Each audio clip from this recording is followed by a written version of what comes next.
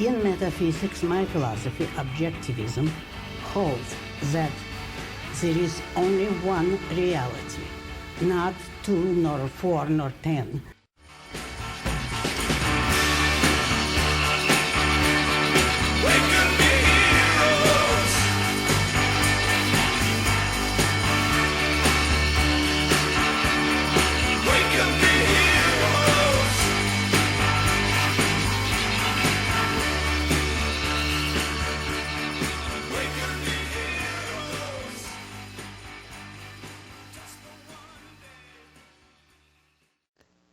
Hey everyone, and welcome to Reality.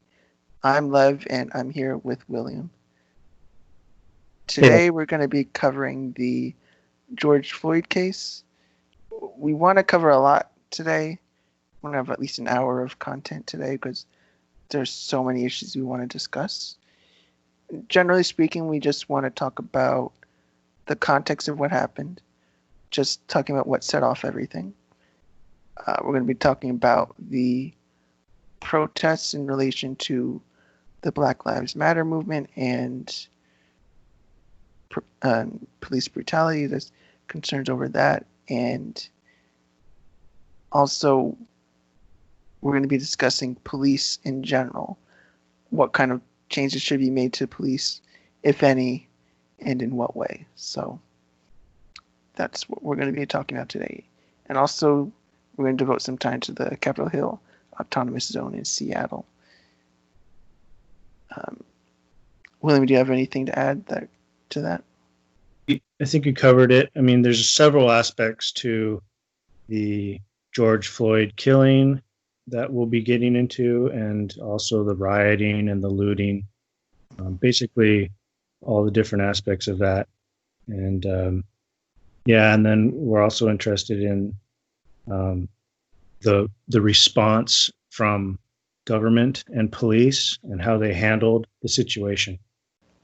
So to set the context, I'm just going to mention what happened with the George Floyd case. So on May 25th, we probably all know about the story by now, but a police officer arrested George Floyd, something to do with theft or counterfeit money, and he was arresting him, and George Floyd resisted somewhat. He refused to get into the vehicle, the cop vehicle.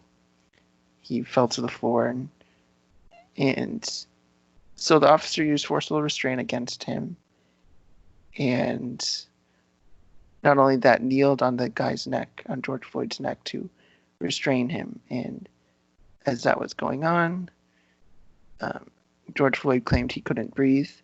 He was on the floor, on the ground, and while the officer was there, and eventually George Floyd went unconscious, and the officer continued to kneel for at least 2 more minutes after that, and an ambulance was taken care of by EMTs, and he died apparently of a heart attack.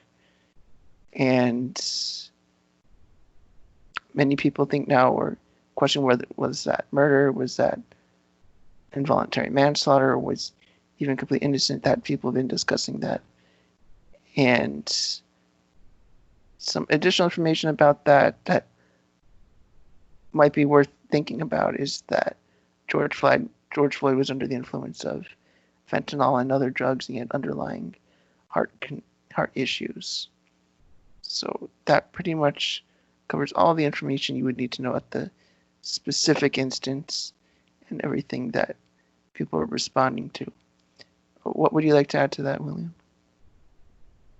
I'd like to begin with a general point about how we've been handling these sorts of possible police brutality instances that have been caught on video. And I think the general reaction from the population has changed over time.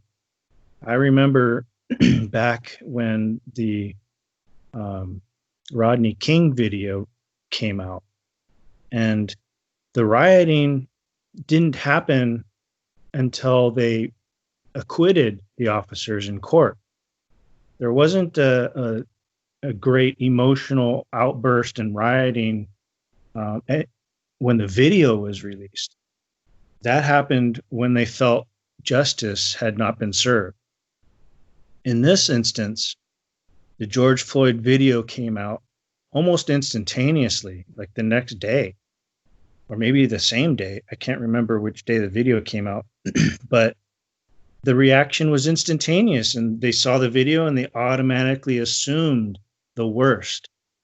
There was this emotional gut reaction, and all of a sudden the protests starting, the rioting started, the looting started, and it just spread like wildfire across America. And now you're seeing protests in other countries, and this is an indication that we don't believe in the justice system anymore. We don't believe in giving a man a fair trial or innocence until proven guilty. Innocence for what? Exactly. You're innocent. You are not guilty. Guilty of what? Guilty of what, though? Guilty of whatever you're charged of. In this case, it's murder. I mean, we could discuss. There's many things we could talk about. What people are reacting to. There could be, on the one hand, are they reacting to a failure of justice? Well, they are, because the handling of the situation was not appropriate given looking at the situation. We could talk about, was it deliberate murder? How do you know it wasn't appropriate? That's my point, is that people jump to conclusion. Well, kneeling on somebody for 2 minutes after they stop breathing, they're unconscious, after they had told you they can't breathe, that's clearly not trying to find medical treatment for when it was necessary. But that's different. That's different. Finding. Well, yeah. Why do you say that the cop had to find medical treatment? Because the person was dying or suffocating, had medical distress, and was not.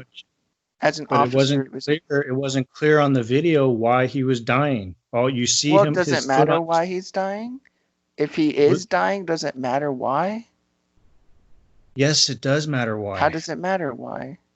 Because if he's dying from some drug reaction, you need to get the EMT there with the drugs he needs, with the revive. Right. So what does kneeling on somebody for 2 minutes after they stop breathing have to do with that? That requires more evidence, right? So that's why you wait for the autopsy. You wait for evidence to come in. And one thing we learned is that he was bleeding from the mouth. And what does that have to do with kneeling on somebody 2 minutes after they stop breathing? You don't want him to spit up blood in your face. Then don't kneel over him. You're talking about he was scared to get not a blood cough. Well, the guy stopped breathing, and it was 2 minutes after he stopped breathing. That's not worried he's going to cough on you. He's incapacitated. Just walk away. You're not going to be coughed on. It's a clear example of. I don't know what evidence you're talking about. The evidence that are relevant is right there in front of your eyes. You could be asking, was it involuntary manslaughter? Or you could be asking, was it murder? Okay, those facts are relevant for that. To distinguish in what way he was killed, in what way to punish him. But it's not really a question that he wronged George Floyd. It's not really a question that he was getting in the way of medical treatment. And if he was unaware that he was getting in the way of medical treatment, well, that could still be involuntary manslaughter. Because it doesn't take a doctor to know that once you stop breathing, you're incapacitated. And whether or not that was on purpose or not, continuing to do it suggests there's intent behind it. Not only suggests is evidence and proof of intent to harm. Yeah, but you haven't shown what the intent was. You're guessing from the video. To harm him. You don't know that. Because he was. What other kinds of things could there be? So I told you, based on the evidence, we know that he was bleeding from the mouth the cops also suspected that he was suffering from excited delirium. Then why do you kneel on somebody for 2 minutes You have after to they keep stop them breathing? still because they were trying to hold him still. And But if it's 2 minutes after they stop breathing, they're still. That's what it. I mean, yeah, when he went unconscious, then they checked his pulse and he didn't have a pulse. And so they decided to maintain their position. yeah. They Why didn't would you do they didn't- that? I'm saying you're asking for intent, right? You're questioning the intent. Yeah. I'm saying if you assume that they're evil cops bent on killing black people, then yeah, you're going to find But I'm an saying, evil. what other interpretation can there be? Rational interpretation of the evidence before you. What other I'm, reason? I'm telling you one. I'm saying this is the best case scenario that I've come up with, is that they did not want to get blood on their faces. They did not Why want to would that be a remain reason? contaminated. What does blood on their faces? He was incapacitated, face down. You can go into spasms, death spasms, and But spit he up blood. wasn't. Was he doing that? He could have. Then you get the medical treatment. He was in the way. You was kneeling on him. I mean, if you want to look at that and pretend he's too stupid to understand medicine, fine. But why are you assuming he's so stupid? Why act like you don't understand psychology? Like you don't like read the room. You can identify what's going on. Reading you want the to plead facts. ignorance? Reading the autopsy report. But that has nothing to do with anything. So there, It you has said to do with maybe they the were autopsy. worried about spitting up blood. Well, in what sense is that a rational concern? And Well, in that what would be- sense does kneeling on someone assist with that if they're incapacitated? I just told you, if he suddenly were to have an involuntary spasm, he might spit blood out.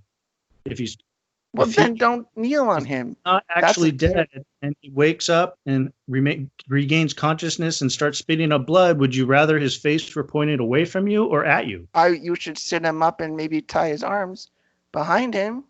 How do you know that that's what you should be doing in that case? What if you sit him up and he chokes on his own blood? Then an officer clearly shouldn't be doing any of that. I think that's why they didn't move position, because once you got someone who's passed out and dying, anything you do could be a problem. And Yeah, so but you don't kneel on them. You don't kneel on them. I mean, if you want to ignore what's right in front of you, I mean, would you say you would kneel on somebody if they're worried that you're going to spit up blood on you? You're going to kneel on them? Would you do that? I probably would have chosen a different way to keep his face away from me. Exactly. But I'm not You saying would do that. I'm not saying I would have thought of that in the heat of the moment. Yes. Well, you should expect an officer to. You should. Why? I would say you were criminally negligent and charge you with manslaughter if you did such a thing. I'm not an officer. I don't know what is the correct procedure. I Well, don't know. then I guess you have to be willing to be charged with involuntary manslaughter because, I mean, it's not about whether you know it would cause something.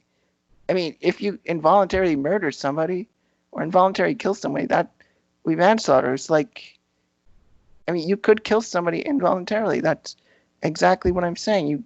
The most you're arguing is that, oh, you didn't mean to kill George Floyd. Maybe it was involuntary manslaughter, but it was some kind of killing at the fault of somebody. No, I'm not even convinced he killed George Floyd. There's evidence that he died from an overdose. Yeah, but you can get in the way of medical treatment, and that could. They called for an ambulance. They weren't getting in the way of medical treatment. Well, he kept kneeling on the guy for 2 minutes. That's getting in the way of.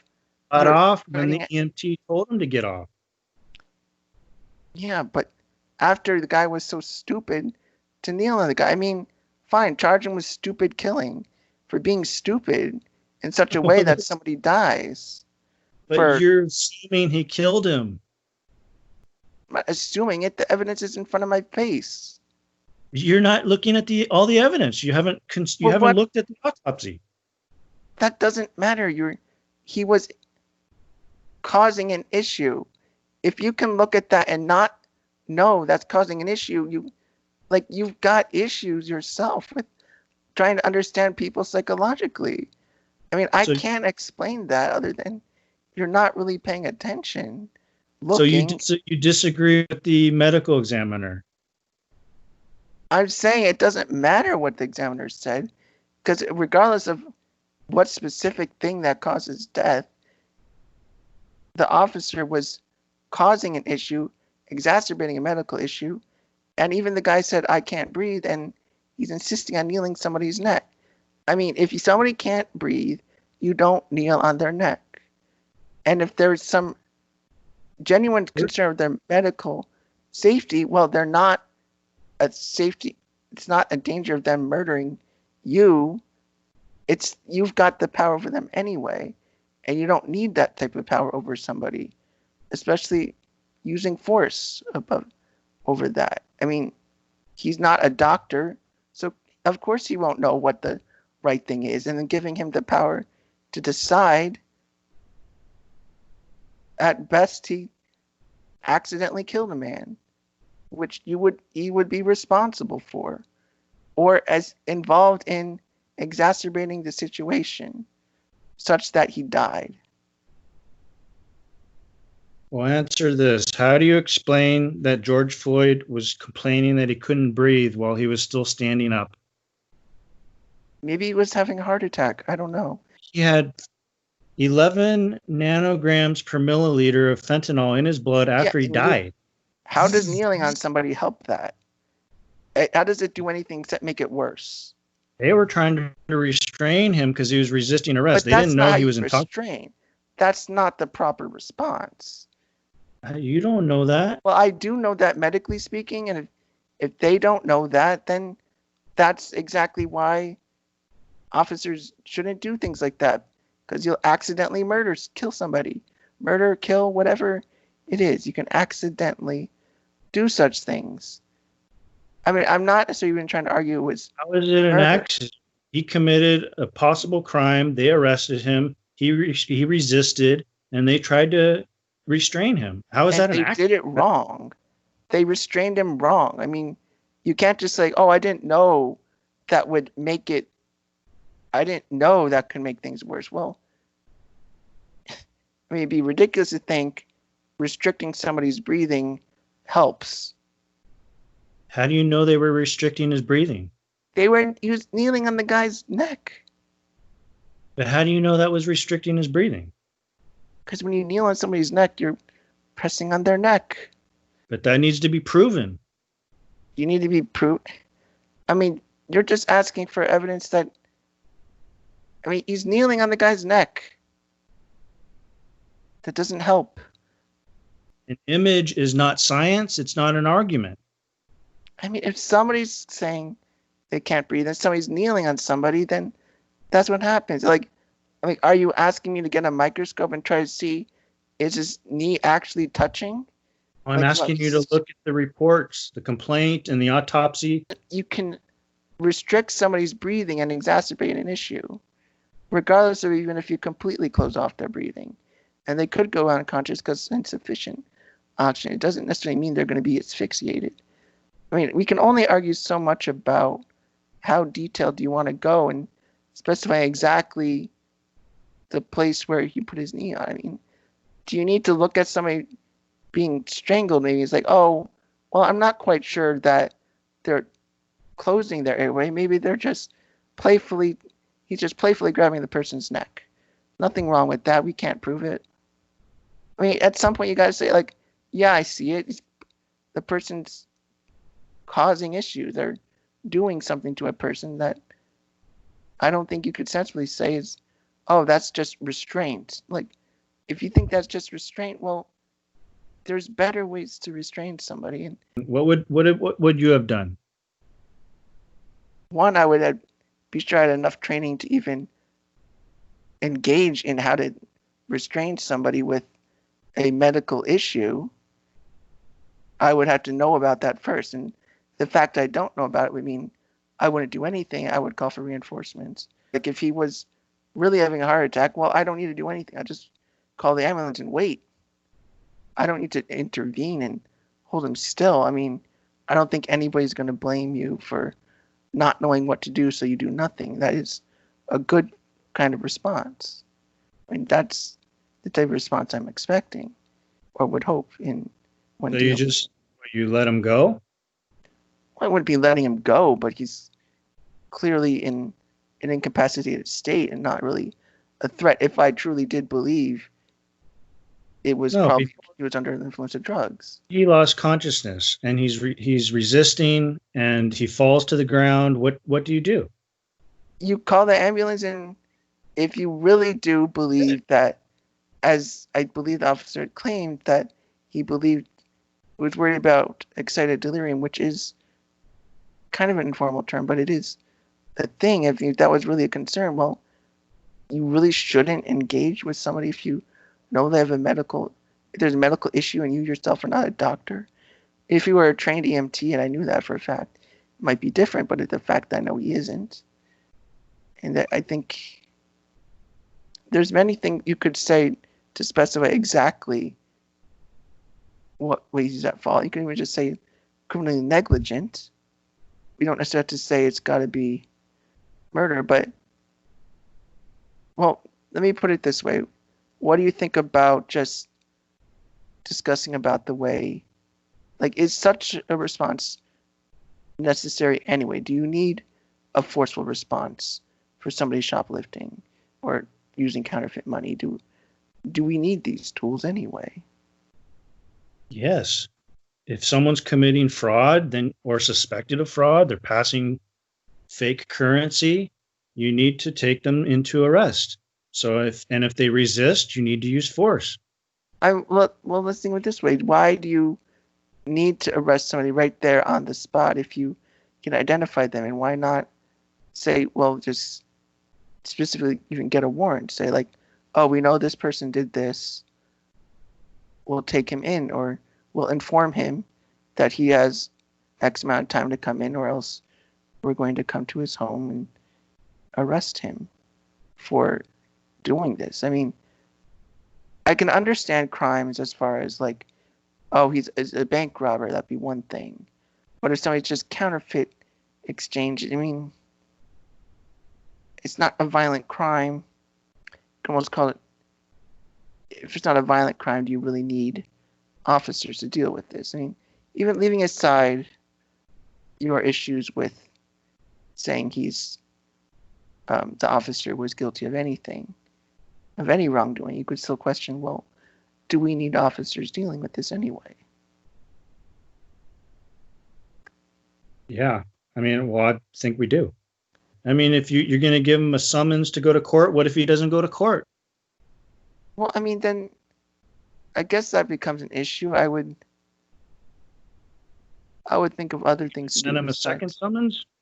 I mean, No, that is kind of what happens. The reason you arrest someone on the spot is to get their details. You book them, you take pictures of them, you document the arrest, and then you set bail. And if they can make bail, they get out of jail. I mean, you would recognize that as an issue, though. I mean, to me, that's more the issue people are protesting. It's not even, or that many people are upset about. It's less about even specifically this one instance, as much as the system by which cops operate under does not seem very objective and not very careful. And that's a big concern among many people. Like, you could argue even about this particular case, but I don't think it would erase or change our concern, any concern over law enforcement and unfair law enforcement that is improper and uses too much force when force might not even be necessary in certain cases.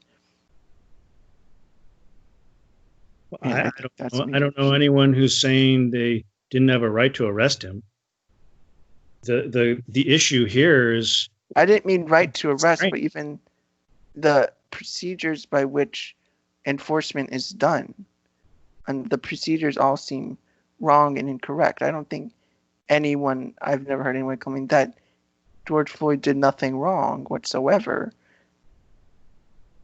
But, I mean, I'm sure there may be some people who say that, but I don't see it. You don't need to say that it has to be some extreme example. It's just these procedures don't seem appropriate. Like I was saying before, I mean, even if it were true that an officer has to deal with restraints, I mean, there's certain things that they probably shouldn't do because they don't have sufficient experience or training. Not that they can't have some knowledge of restraints, but it doesn't compare to an EMT or a nurse or something like that. I feel like that you're expecting too much from a police officer. Police officer is not infallible. He doesn't know the right thing to do all the time. Sometimes doing nothing is good. Mistakes are going to be made, but then you have to see that George Floyd made mistakes too and contributed to the situation. So it's not like George Floyd is faultless in this. Well, of course. I mean, I'm not trying to say that either. I mean, I'm not trying to say he's without fault. I mean, but I definitely am weighing the fault more towards the officer. I don't think it's unreasonable to say that I'm expecting a very high standard of a police officer. I mean, I have high standards of the Navy SEALs. I don't expect them to make a mistake. If they make a mistake, you basically can't be a SEAL anymore, I would imagine. Any mistake could be too much in any mission. I mean, nobody could afford to make a mistake during when Osama was captured. I mean, yeah, I wouldn't normally have that expectation of anyone to never make a mistake, but some people you have to expect them to not make a mistake, and they can only take the job as long as they think they can make no mistakes. I mean, retire at early if you can't maintain it. It's hard, of course, but I think that's the sort of standard we should expect. That surgeons,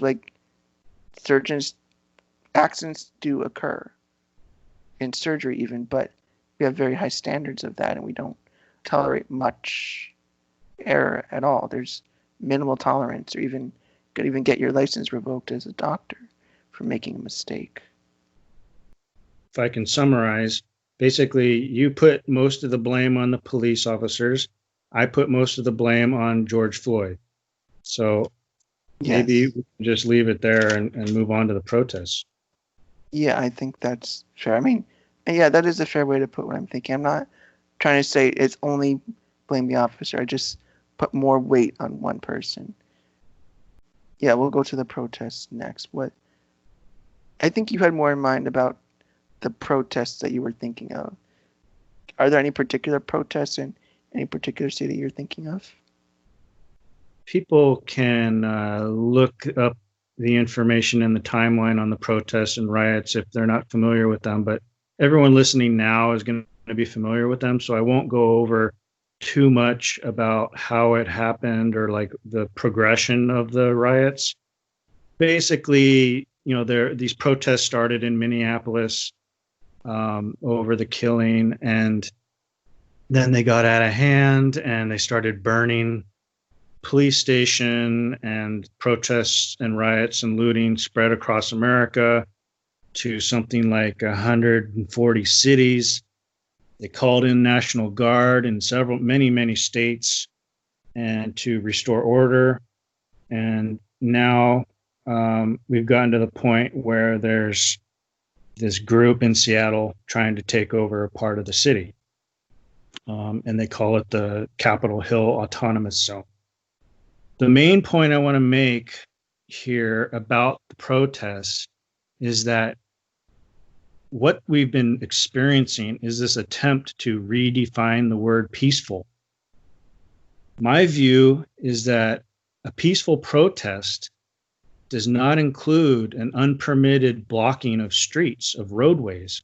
That's a violent protest. You're imposing violence on people who want to drive on the road. And in some cases, you're throwing things at them, breaking their car windows, intimidating them, and surrounding their vehicles, preventing them from free movement on the roadways. And what the media has been doing and what the protesters are doing is they're claiming this is peaceful activity, peaceful protesting. And I see this as literally George Orwell's 1984 coming to life, where war is peace I, and peace I is. I get what you're saying. I think that's a bit over the top, but I just want to understand what you're saying a bit better. Are you referring specifically to the Capitol Hill Autonomous Zone? That, as well as the beginning, where they didn't have a permit to march through the streets and they blocked entire neighborhoods from conducting business as usual. Okay.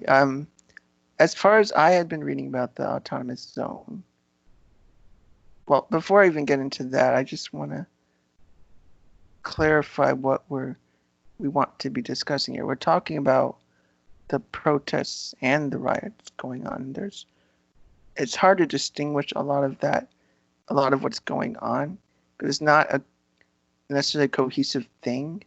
There's a lot of words being thrown around that aren't necessarily consistent with each other, and not all people have some unified viewpoint here. I mean, we've got the Black Lives Matter movement, but it seems that a lot of people who use that phrase Black Lives Matter aren't actually familiar with the specific mission of Black Lives Matter as an organization, with their website, with their mission statement, everything provided about that. And there's issues with that. I mean, not everybody who uses the phrase BLM, I think, even knows what the organization is. And some people, I'm sure Antifa is related here, and a lot of people don't know what Antifa is. Like, I've talked to my mom about it. She doesn't really know what Antifa is. I had to explain it to her, but I know she's generally on the side of the protesters. But she doesn't know these terms. I think a lot of people would be like her. And you have to also distinguish the different kinds of protests. Like, rioting is not necessarily has to do with protesting. There's opportunist rioters who only take advantage of the situation, and they never cared about the politics anyway. Or they might be people who want the violent overthrow of capitalism. Or there might be people who are more pacifists who preach never be violent about anything. No, don't be physically violent. And there's all those distinctions to be made. I just want to make sure that's clarified to people. I don't like to paint it all with one big brush, because there's quite a variety here of people. And even myself, I'm generally supportive of the protests. I know you disagree with that, but generally I'm supportive of it. But there's a lot of issues, I think. But I'm very hesitant of all the anti-capitalist vibes about protests going on. So there's that issue. Well, let me put another general point to you and see what you think, because I understand that in any large group, there are varying viewpoints within that group. And ideally, they are together as a group because they believe in one or two general things as a group. And we have to ask, what are the things that these protests are advocating collectively?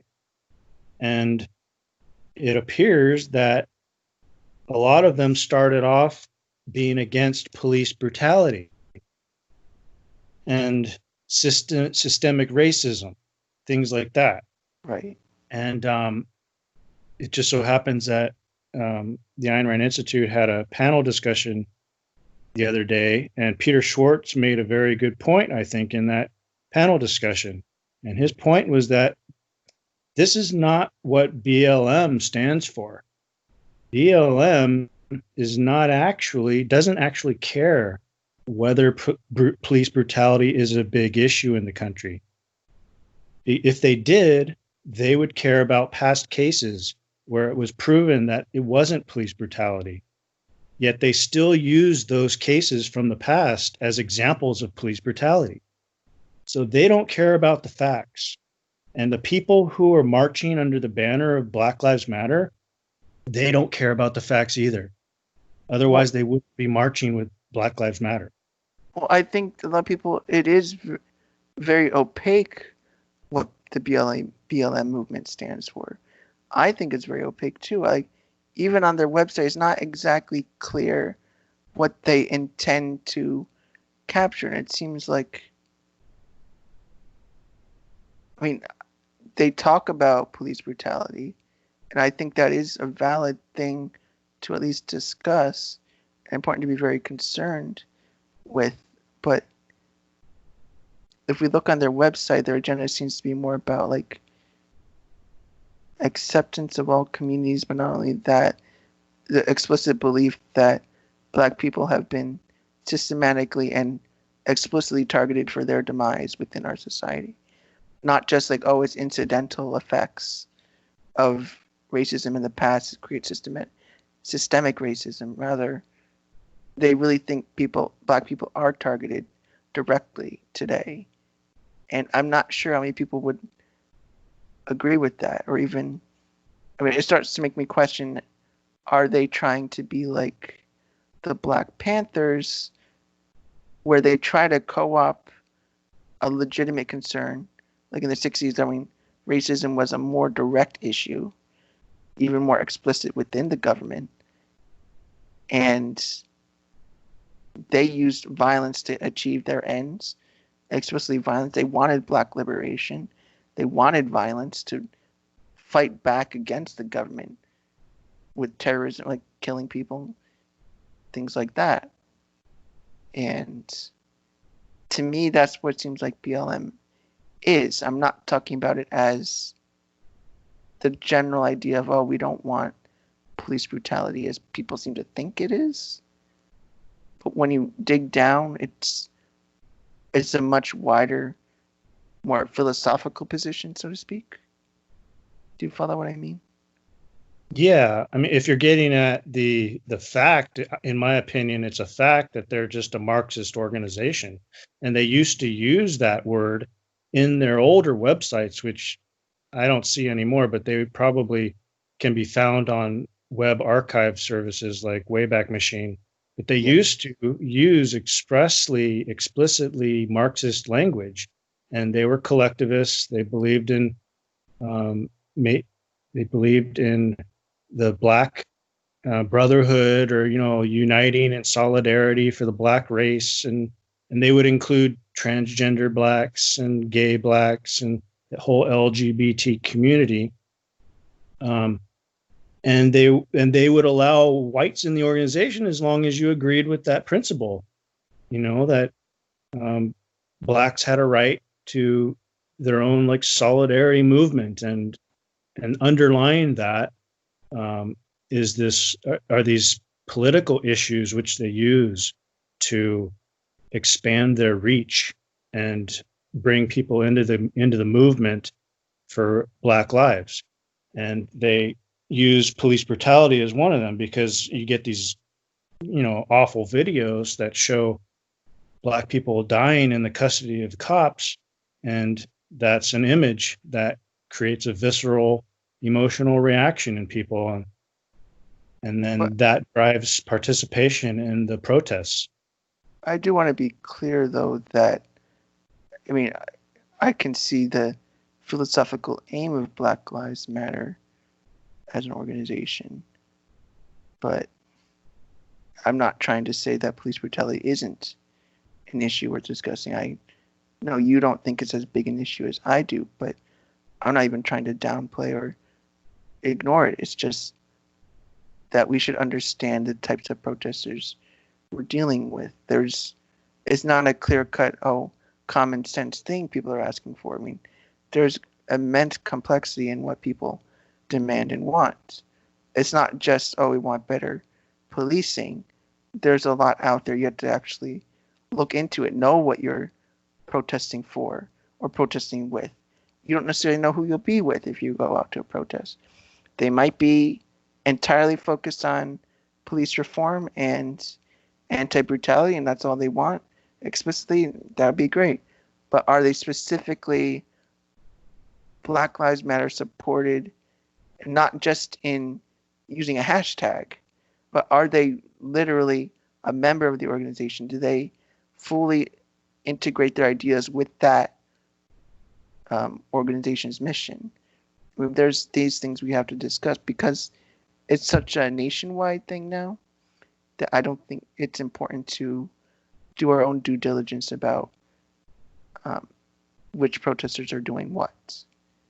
And you have to go to specific ones, like say the Capitol Hill Autonomous Zone. That's a specific kind of protest, a specific kind of response, and we can condemn that or support it specifically in its methods. We don't need to only focus on their ideological message, but even their method of doing their message. We Are they can just- look at particular messages from particular participants, but Yes. when you're essentially in an insurrection or a civil war type context, you don't have time to do that. You have to group people together and wipe out groups, because otherwise they will form a group and wipe you out. This is the nature of an emergency battle, right? We're not dealing in a normal situation where there was actual peace, civility, people would debate things in forums. Then yeah, you can get into the particulars of whether a cop should kneel on the neck or this or that particular procedure or tactic, but you can't really do that in war. I mean, these people have declared war on America. They've Only a literally specific separated people, maybe. I mean, the you could say leaders. that. The Well, the lead- looters, yeah, but you said leaders or looters? the leaders. I'm talking about the people who are driving these protests, the people who are like convincing people to loot, people who are I don't know of aware of anyone trying to convince people to loot, except maybe a small subset of explicitly anti-capitalists who want to destroy the system. I mean, I'm not sure. I don't think we could say that people are trying to convince others about that. I mean, that's a separate issue, and I don't think looting is much an issue anymore as it was last week. Most of these leaders, if you watch the interviews on television, and I watched a lot of it, they will be asked a question: do you support the looting? And they'll say something like, well, this is what happens when white man oppresses the black man. Well, I would agree. Some of them will condemn it. They'll say we're for peace, but again, by peace they mean violently taking to the streets. And well, I think you're getting ahead of yourself there. I mean, I understand what you would be getting at, but it sounds like the way you're characterizing what you saw. Well, I can't even discuss what you had seen because I don't know the context of what they said and where they said it, so I can't really comment on that. And people are on TV all the time, so I don't. Well, let me give you an example. Okay. There was a protest in downtown LA, and they interviewed the leader who was organizing with the cops, trying to calm things down, and they asked her what they were doing, what their purpose was, and she said, and I'm quoting her. She said, "We're fucking up white man's money." Now, what does that mean? I mean, that's a leader of the protest, and she's saying fuck up white man's money. And by that, did she expand on anything else after that?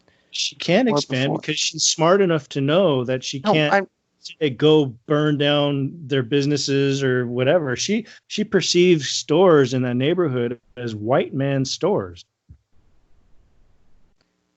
Yeah, I mean, it sounds like a racist statement of her to make. I'm just wondering if she was trying to justify the looting, even, or just saying that's just what happened, and not that it's right. Explaining why they were protesting, but to them, a lot of them, the protesting is equated with the rioting and the violence. Even Martin Luther King, you sent me a video, and he says rioting is the language of the unheard. Right. It's not at all a justification. It's just an explanation. I know. Well, they're explaining it. An explanation can be interpreted as a justification if you don't say explicitly you're condemning it. Well, at least since you brought up MLK, he did explicitly condemn it as well.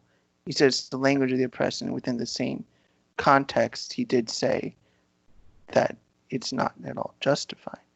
that, I mean, he was saying he only supports nonviolence, and not just as a pragmatic need, but as a moral reason. He's not just saying it's impractical to be violent, but it's immoral to be violent. And I mean, my inclination is always lean towards that interpretation of people sometimes, but based on the way she phrased that does sound pretty racist. Like only doing it because they're white stores, and regardless of the reason. And I can understand being upset, but it's clearly wrong. regarding the timing of saying things like rioting is the language of the unheard, I don't think you say that during a riot. True. That's kind of You like wouldn't. saying, in the middle of like Germans killing Jews, you say killing Jews is the language of the unheard. It's like, what are you talking about? That's not. Yeah, you're right. I mean, if somebody said it during a riot, yeah, of course. I mean, that'd be even taking MLK's words out of context and misinterpreting them for your own ends, and that's not, because anybody could say, "Oh, MLK said that. Oh my God, it sounds great. He supports my rioting." Well, no, he didn't. And if it says not, and he said if he was the only black person who supported nonviolence, he would condemn everyone else as wrong. Yeah, he was much more articulate than the protesters we have today. Yes. And so what I can say about the protesters, I guess, in agreement with you, is that protesters today do not seem very articulate. I can't tell you an articulate person I can even disagree with, like saying he's wrong on everything. But I can't even name a person like that. Like, oh, here's their writing, here's what they said in context. I'll tear down their argument as I see fit. I can't even identify that. I mean, are you aware of anybody who's like been articulate even if you disagreed with everything they said? No, I mean, Yeah.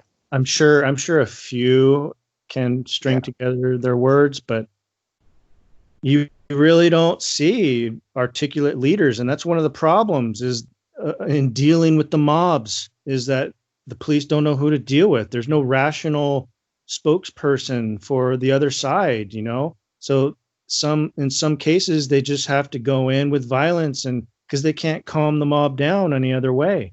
It's like especially these people in Seattle who have taken over the neighborhood.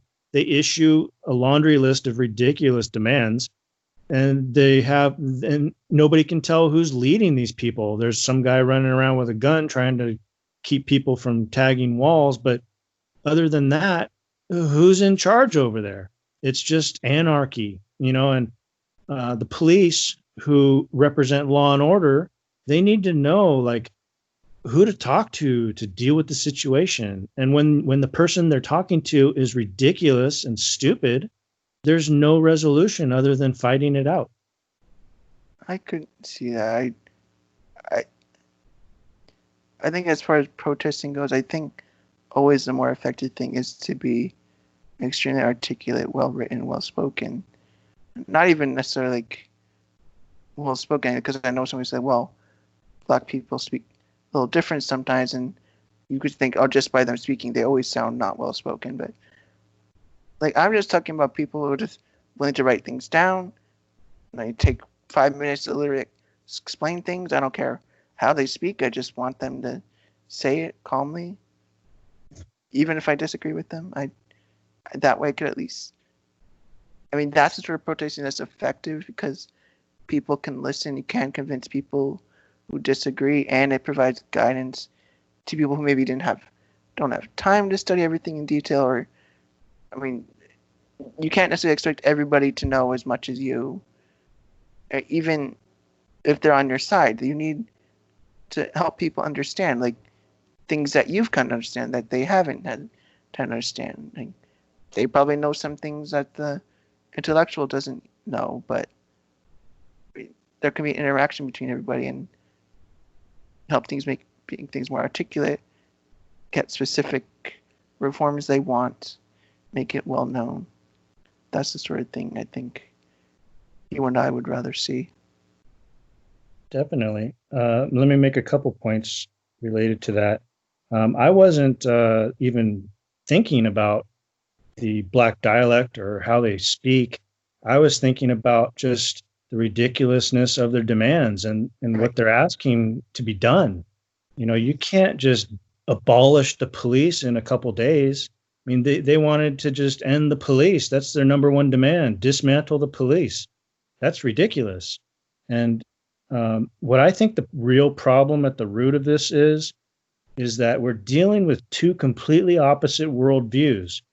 You have the worldview of the Black Lives Matter, who believes in there's a systemic racist culture, there's rampant police brutality, police are pigs, and they believe in this mob rule sort of thing and their race identity. And then you have the other side, which is what I consider to be the better side, is the law and order police, the mayors and the police chiefs who are trying to convince these people that, look, there's not this big problem that you're talking about. All police are not brutes. There's not really this big widespread systemic racism. We don't want mob rule. We want law and order. You need law and order, and we don't want racists. We're not all racist. And so you got these two clashing worldviews. And once you have these two worldviews butting heads, there's no real resolution there. You can't agree on morals or politics. You're just going to bash heads because you see the world completely differently. Mm-hmm. Yeah, I think that's a good way to put it. For what it's worth, I don't think either side is correct. I do have a more radical position about defunding the police. I'm skeptical about abolishing, but definitely reducing funding and putting that into other endeavors of, say, mental health issues. Police are sometimes called to deal with like somebody being psychotic because they didn't take their meds, maybe. That can happen on occasion. And that's the sort of thing I think could be diverted elsewhere in different ways to respond to those things. And just overall restructuring the way police are. I'll just agree to disagree on that because Sure. I don't want to get too much into police reform. I think that would be discussed for another day, but I do want to get into the Capitol Hill Autonomous Zone for a little bit. I'll just set a little context to that, and I'll let you add some more. Okay, so recently in Seattle, there's a group of blocks that have been left by the police. They agreed to leave the area for a period of time. I don't know how long this was, or if the protesters are going to stick to any timeline, but right now there's no police in the area. It's basically no cops in the area, and there's some blockades and leading into that area of Seattle, where it'd be hard for any cars to pass by. It's basically the easy way to think of it. It's an anarcho-communist commune, more or less. You could think of it that way. They really don't want any government there, and they want everything to be on a voluntary basis, or at least nominally voluntarily. There's co-ops out there. You can get tents to rent or public viewings of movies, things like that.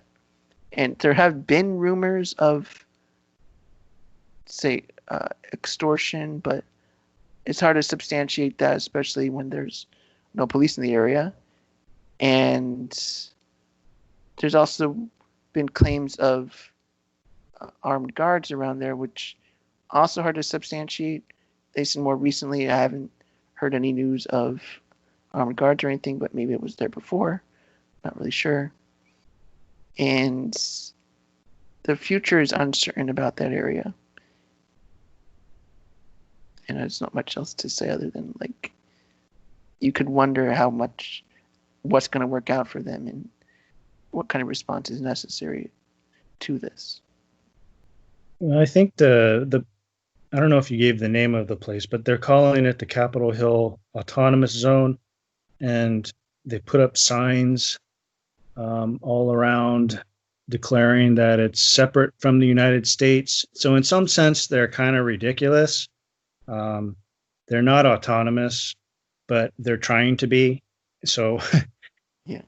I think it's a bit pathetic, and in time, they'll see that their whole thing is their whole attempt here is pathetic, and they will be dependent on the good people in Seattle keeping them alive and surviving in there, because otherwise their movement will crumble. They don't know how to do anything in there.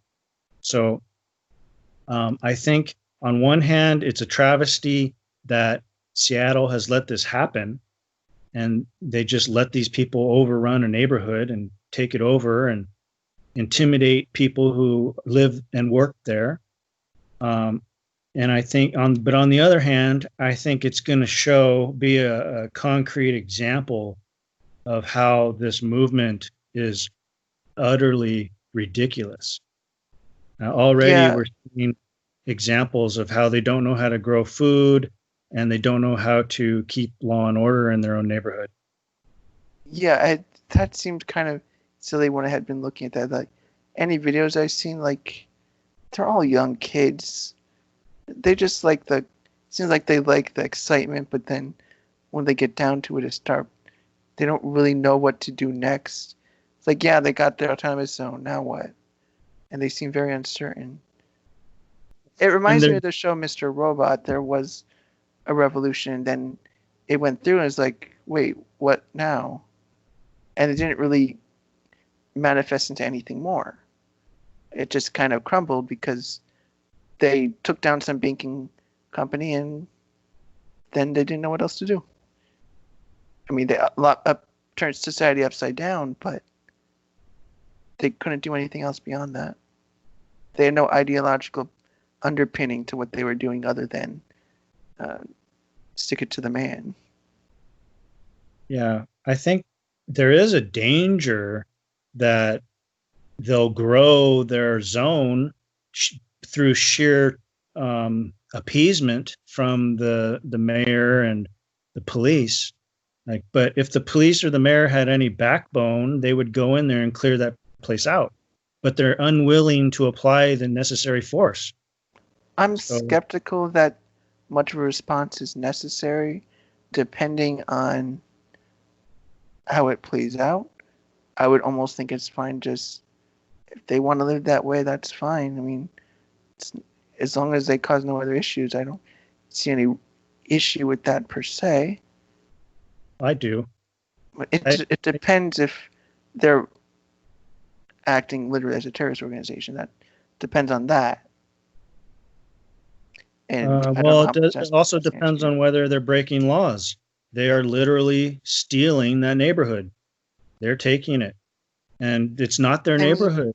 That gets really into like more anarchist politics. I'm not sure I want to go into that tangent right now. Like, to what extent, morally speaking, should you be allowed to do that? And if morally speaking they're fine, is there any reason the government should intervene?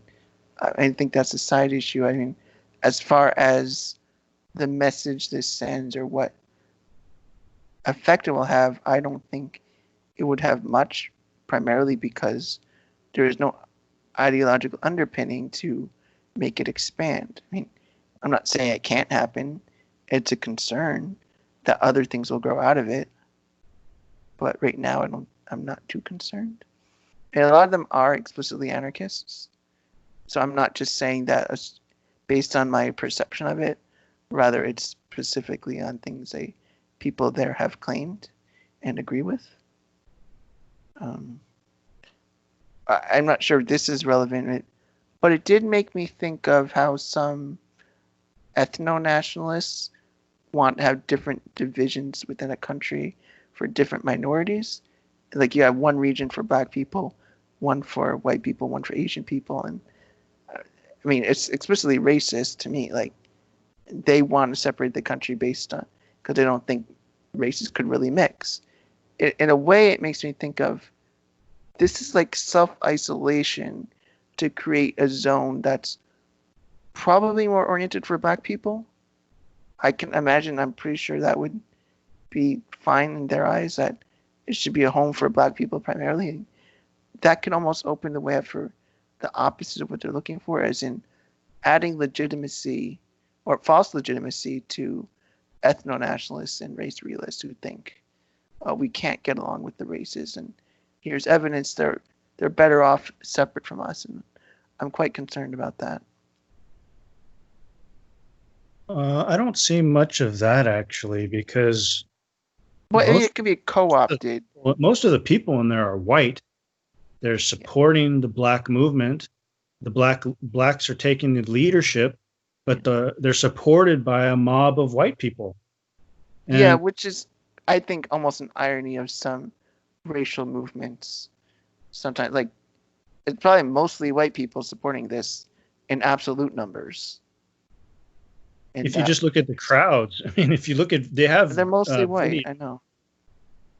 And I'm sure But, some Black people see that's kind of almost ironic that the white people are only doing it because the other white people are doing it. It's not because it's about the Black people. It's about this just appearing race conscious. That's what it comes across as to me sometimes. Maybe. I think it's more, that aspect of it has more to do with apologizing as a white person. Yeah. Or the ills of the country towards Blacks. Yeah, I mean, I was listening to some comments Malcolm X made. I mean, he's pretty racist in some ways. Like, he really does. He just want to have all Black people leave and go to Africa because that's where they came from. But, like, he really didn't like, I think, seeing white people seem so to act like they care so much. It's not. I mean, they're just like, it's more like a facade they put on, not an actual something genuine. So even if I disagree with really everything Malcolm X believed, he was very attuned to like this like double standard and this two-faced way of looking at race. If there's an organizing principle here, I think it's Marxism. I think the Marxists are taking over the mob, and you see this manifested in their actions. What are they physically doing? They're going from neighborhood to neighborhood, looting stores, taking money from the rich, giving it to the poor, and they are denouncing private property and declaring everything public property. Well, So I'm not even sure I'd call that Marxist per se, as much as a specific kind of anarchism. And I'm not sure how closely Marxism is supposed to be anarchism. But it's not anarchy. It just starts off as anarchy. That's what happens when you're tearing down a system. You have to have anarchy in the beginning to tear everything up. I mean, I know a Marxist, like a by the book Marxist, would go more about like you need capitalism to then proceed to such a state that things then devolve such that the workers have a revolution and take things over. And I think that's a bit different. But I guess that's a very academic argument to make, like in what way are they specifically Marxist or not, but we can definitely call them left radicals. That much we could say. With left radical anti-capitalist, it might be the better way to put it. It's some blend of Marxism and it's anti-capitalist, and Yeah, without a doubt. it's also anti-white. It's a generalized form of racism against white people and pro-Black people. It's basically racism. Some of the BLM, yes, I would agree. I mean, I've heard more extreme views that seem quite out there to me, even like going as far as to say all white people are racist by nature. It's not like this overt nefarious plan they have, but it's just an inherent bias all white people will have, which is almost racist in its, well, it is racist in itself, because saying by nature being white, there's something about you, an unavoidable, irredeemable fact. It's a form of ethnicity, I think. Ethnicity is an attempt to package race and culture. And so what they're saying is that white people belong to the white culture, and so they pick up the racism that's in their culture. So what they're really saying is that white culture is inherently racist or has decided to be racist. I would add to that I would want to talk more about race some other time, more like how to think about race or what's valid, what's not. I mean, to me, that's an interesting topic. But I mean, there is so much in this entire topic about policing and all that we can't really cover everything. But I think we seem to cover most of what was concerning us, I think. Well, I think that was a great discussion. It got a little heated there for a while, but I think we made some really great points and had a great discussion. I think it's a shame that our society has come to this point, and basically we've experienced this meltdown of the nation. And I hope that some reason gets injected into this debate, and we resolve some of the problems that can be resolved between the two sides. I hope that the country doesn't split apart, even though it's kind of looking that way. Do you have any final thoughts there? We'll have some more episodes soon if the country doesn't fall apart before then. All right. Thank you very much. Bye, everyone. Thank you for watching this episode of Welcome to Reality. Please join us next time for another discussion where we apply philosophical ideas to moral and political action. To support the show, please share our content and consider becoming a sponsor. You'll find a link to our Patreon page in the description of this video.